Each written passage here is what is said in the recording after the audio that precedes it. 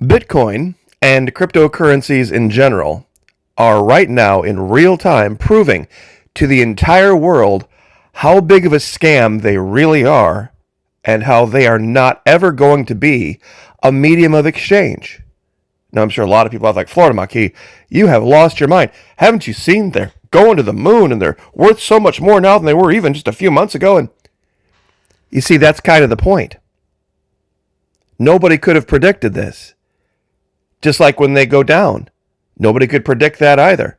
In fact, I have an analogy that I think everyone in my audience will be able to understand. And it has to do with lottery tickets. Florida Maquis, that's very, very different. No, it's not. Because I don't think very many people, let's say 30, 40 years ago, would have counseled anyone to invest all of their extra money in scratch-off tickets. Well, of course, Maquis, that's a bad idea. But wait a minute. Do you know how many more people now are buying scratch-off tickets and are playing the lottery than were 30 or 40 years ago?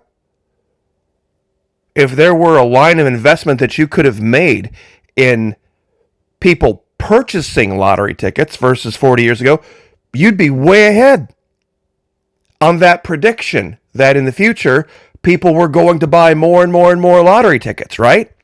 Does that make it a good idea? No, it's a terrible idea. People are stupid. A sucker is born every minute. We're just having more suckers fall for the scam. Unless you're somebody out there that really believes that lottery tickets, scratch-off lottery tickets, are a good investment, you would never have counseled this. But what is the reality? More people are buying lottery tickets and gambling and playing the lottery today than they were 40 years ago. It's gone up exponentially. You would think, well, that would make it a good investment then, right? No, this is exactly what is happening with Bitcoin. It's all about impression. Now, on another topic real quick, don't want to forget what's really going on in the real world. I have found the smoking gun. I have found the smoking gun that proves you've been lied to. You've been lied to by the government about something that you really believed. You see, criminals don't obey laws, do they? We all know that the laws don't apply to rich people, especially people that are billionaires. They don't apply. So that makes it easy to believe truths that you want to believe, right? You see, if I had told you, say 20 years ago, that the government was going to tell you something, and you were going to believe it and take it to heart as if it was the gospel truth and hold on to it going into your grave, you would say, Florida Maquis, that's crazy. Well, the story about Epstein being a pedo and Trump being the guy that was going to release all the files and put everything out there, expose it. You see, that was the big lie. See, the more I look into this, I don't think he was. I think he was guilty of some prostitution. I think he was guilty of doing some things that were morally very, very questionable, but pedophilia is not one of them. But when the government came out and started using that term, that put them in a bind, and that's why Trump is in a bind right now. And I can explain this in a lot more detail, and I have already. Breaking news alert. About an hour or two ago, posted a brand new video over the Florida Maquis Patreon channel. It's for the Need to Know Roundtable level and up. We have 4 levels over there, 2, 5, 10, and 15. Last few weeks, we did videos for the base level for everybody. Now we're stepping it up. Now we're going to the next level of psychological operations. And I'll give you a real quick hint here. Logicallyfallacious.com, proof surrogate. It's a claim that masquerades itself as actual proof. The claim itself masquerades as proof or evidence when no such actual proof or evidence is actually being offered. It's the idea of the claim being so serious and so egregious that you have to accept some level of it as truth just because of the claim, which causes people to do something called shift the burden of proof, Well, if you're going to make the claim, you need to be able to prove it, right?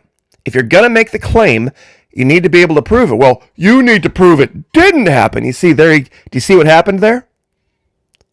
You see, instead of people bringing forth actual proof and actual evidence of what they've accused Jeffrey Epstein of, well, you can't prove that it didn't happen.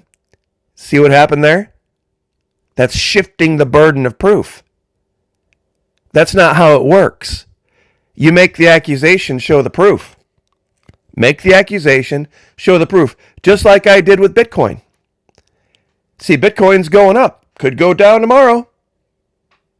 And there will be a logical explanation for any of it that you can find anywhere. Up, down, doing great, doing bad. No rhyme or reason to it. Here we go. This is from AI, from Google AI. Why is Bitcoin down? Wait, Bitcoin isn't down. Oh, wait, why is Bitcoin up? Here's why Bitcoin is currently experiencing a significant price increase. Institutional demand, growing corporate adoption, crypto week in Congress, macroeconomic factors. Just change the word up to down, and guess what? Profit-taking and liquidations, macroeconomic uncertainty, CPI data, U.S.-China trade talks. See, it doesn't matter. If it's up or down, there'll always be an excuse. Just like with the lottery. You could scratch off tickets and have a winning streak, and that's it, I am the luckiest son of a gun around. I've got a pattern. I've got a way that I know to do it. And I go to this particular gas station on this day, and I wear this shirt, and I use this kind of coin, and I scratch things off in this order, as if any of that matters. When things are up, there'll be an excuse why. If things are down, there will be an excuse why. Criminals don't obey laws. They just want to get rich. Now, here's the key. Here's the key to this. You ready for this? Nobody has ever gone wrong holding on to dollars. You see, Bitcoin needs to denominate itself in dollars. Without dollars, there's no way to describe the value of Bitcoin. In fact, here's my challenge to those of you out there who are pro-crypto, those of you out there who are for cryptocurrency, please, for me, down in the description, without using any other actual currency, a yen or a euro or anything or a dollar, describe for me the value. Describe for me the value of cryptocurrency. You can't do it, can you? It's worth what? It's worth what? Even investing in real estate is a better deal than investing in cryptocurrency. Because you can live in a house. You can be broke as a joke. In fact, I would make the allegation that this is the case of a lot of people in America right now. They're earning just enough to, at the end of the month, be able to stay in their home. Yeah, I have a house. Yeah, and the power is on. And there's some groceries in the fridge. And there's some gas in the car. I don't have $1 left over. But I'm still living in a home, and I have a bed to sleep in. And I have clothes to put on, and I have shoes to wear. And I'm going to have to get up tomorrow, and I'm going to have to go hustle just to continue to break even. Just to continue to be even. That is still a better investment than cryptocurrency. But nobody really wants to talk about what's going on really with the dollar. You see, you can talk about the value of the dollar being down and inflation and all this kind of stuff, but I can still take dollars to the grocery store, can't I? You see, you can't take losing lottery tickets anywhere. You can take real world, good, hard-earned cash, and you can burn it into these little pieces of cardboard. And you might win some. In fact, every day, I could probably show you somebody whose life has been changed by them having won some amount of money on a scratch-off, $50,000, $100,000, $1 million, whatever.